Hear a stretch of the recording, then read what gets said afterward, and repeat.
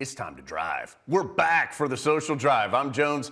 He's Adam. He's going to grab that wheel, coast us through. Oh, we both will. It's like a co-driving experiment as we go through fun Tar Heel topics on social media. Thanks so much for being with us. And Adam, we have to start with one of the biggest surprises of the year here on the social drive and everywhere. That is former Tar Heel football player, Tar Heel Sports Network member, Jeff Saturday, from out of nowhere, named the head coach of the Colts. This was stunning news. Congratulations to Jeff. So is Jeff going to be on the pregame show on Saturday? I think that we will not have Jeff on the pregame show anymore, which is a loss for us. He's so great at what he does, but what an opportunity. Are you going to ask him?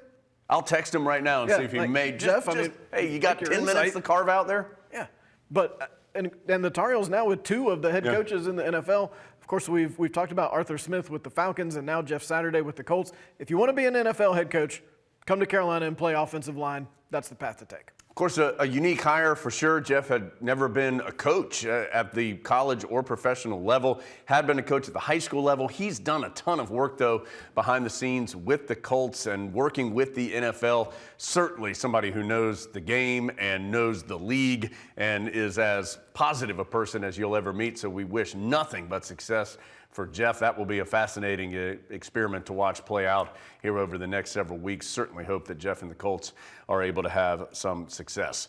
Somebody we know had success this past weekend, the New York Jets, thanks in part to Michael Carter. 76 yards and a touchdown for Michael. And this touchdown, Adam, looked pretty easy. He didn't even get touched on this one. Yeah, big day for Michael Carter and a big day for the Jets as that franchise seems to be headed in the right direction. I like Michael Carter's celebrations. They just make me happy. Well, you certainly want all Tar Heels and to go on and have a lot of success. It's hard not to root for Michael Carter. Just one of the nicest guys, was a terrific leader for Carolina football. It's so awesome to see him having success at that level. And the Jets, let's be honest, a tough place to play with a demanding fan base, and it feels like he's really fit in there and has helped sort of turn around the direction that team is going.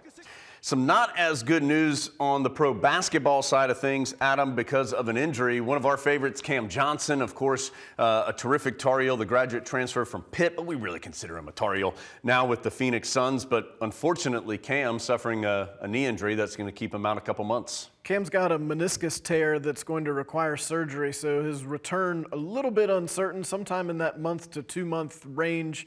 Big year for Cam because it's a contract year, but also because the Suns are a very good team and he wants to be part of that. So he'll be working back as quickly and as safely as he can. Looking forward to seeing him back on the court. Another graduate transfer that Carolina is going to take as its own. That is Brady Manek. Brady, of course, such a big part of Carolina's team last year. He's now having a terrific start in Australia. Let's listen in to some of this Australian breakdown of Brady's game.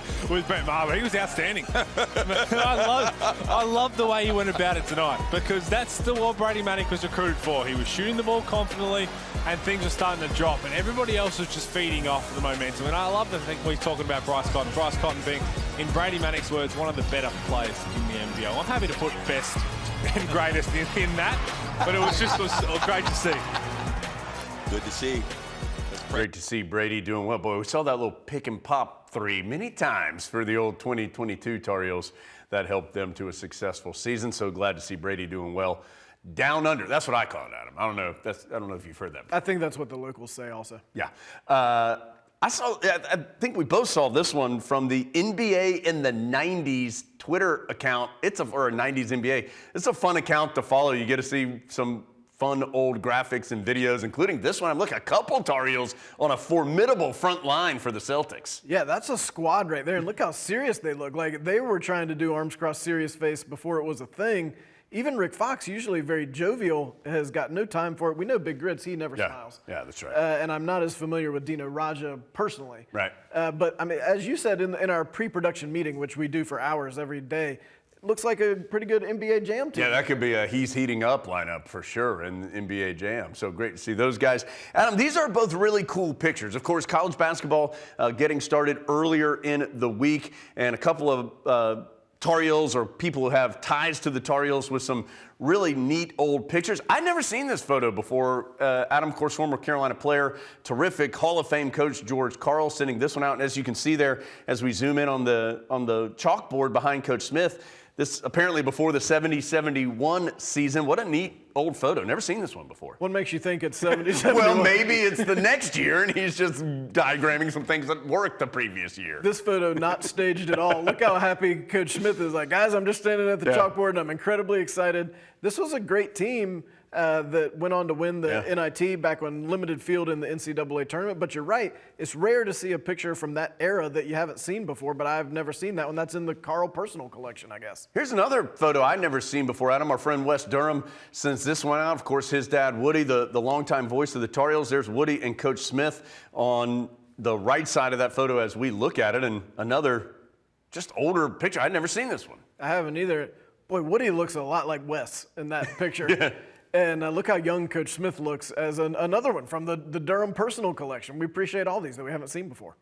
Adam, we know certainly because we see it all the time how much success that the Tar Heels have on the field or on the court, but they also get really involved in the community. It's something that so many of the student athletes and the coaches at Carolina are passionate about, and a couple of instances of that this week. Really cool shot here from Tar Heel football. That's Phil Longo and 𝗖𝗿𝗍𝗶𝗃𝗍 and 𝗏𝗏, 𝗖𝗿𝗶𝘀𝗶𝗹𝗏, Drake May, as they are helping to support 𝗏𝗏, which helps to feed hungry children and families in the area. So cool to see them teaming up with them. And then also the Diamond Heels, Carolina baseball, doing some work as well. Miracle League's an awesome organization in the Wake County area, Cary, Raleigh, where developmentally disabled kids can go play baseball, and they bring in other teams to sort of be their mentors each game day. And Carolina baseball does this most every fall, and it always ends up being one of the highlights of the fall. And as you can see there, Tar Heels had a great time out in Cary. So Tar Heels doing it in the community, but they're also doing it on the field of competition. That includes field hockey. We talked about them earlier in the week, winning yet another ACC tournament title, their 25th. Adam, I will say, we got to figure out a better way for them to change the numbers in Karen Shelton Stadium. Look, this is a little dangerous getting on the rolly chair to change the number here. Well, and there's a stationary chair sitting right there in the office. Why not get the stationary chair instead of the rolly chair? Like, if you're scared enough to have to embrace as you change the numbers, then your method of getting to the numbers needs some sort of improvement. I like how Karen Shelton's like, here, Meredith Shoulder and Aaron Matson, I'll hand you the 5 and then stand back in case you come crashing back to earth. Those are two terrific players on that rolly chair, too. Let's everybody be careful up there. That's the ACC Offensive Player of the Year and the Defensive Player of the Year. Like, you could wipe out the trophy case with one wrong move of a rolly chair. Fortunately, everybody was all right. They got the number changed safely, and now says 25, so that's good to see. Adam, very low-key rings for women's lacrosse as they celebrate. Those things are massive. They're the biggest rings I've ever seen. You can't even see her fingers. Yeah, it's like an entire hand ring. Yeah, I mean, that's not a ring. Like brass knuckles. Yeah, it is. It's really like a brass knuckle. I mean, we've gone to the point where the rings really are an afterthought. That might be too big. So that's for the national championship, of course, a season ago. Also, you may have seen this from Carolina's field hockey titles and men's basketball titles in recent years. Some highway signs as well coming up for women's lacrosse, so that's always cool to see when you're driving down Interstate 40. Low blood pressure, I'm sure. No traffic out there on the interstate. You can gaze up and see a sign reminding you that women's lax took home a national title. And then, Adam, former pod guest 𝗏𝗏𝗏𝗏, all she does is win wherever she goes, and here's another example of that, both on the field of competition and in the picture. In her free time, she just decided to go over to Ireland and win a pro title and celebrated with baby and trophy. How else would you celebrate? All right, let's burn through the end here. Always a good time to get a pod shake. Adam and I had one after the basketball game on Monday night. There's 𝗏𝗏𝗏𝗏, heading to Cookout to get one there. But Dennis Goss said, I see your one pod shake. I'll double it up. He gets 2. Who's got 3? Adam and I could probably house 3 right now if we needed to. And Adam, after the Virginia game, made a pit stop to get some food. And who did I see? Former potty winner Hunter Oakley. What an arms crossed serious face that we got going on there. That's a good one. Great to see Hunter out there in the wild. And finally, there's some momentum behind getting pod tattoos if the Tar Heels win the national championship this year. Joe Schmo Sports Show, he's already got a pretty good one that he can add on to right there. Adam was actually the body double for that when they were making the tattoo.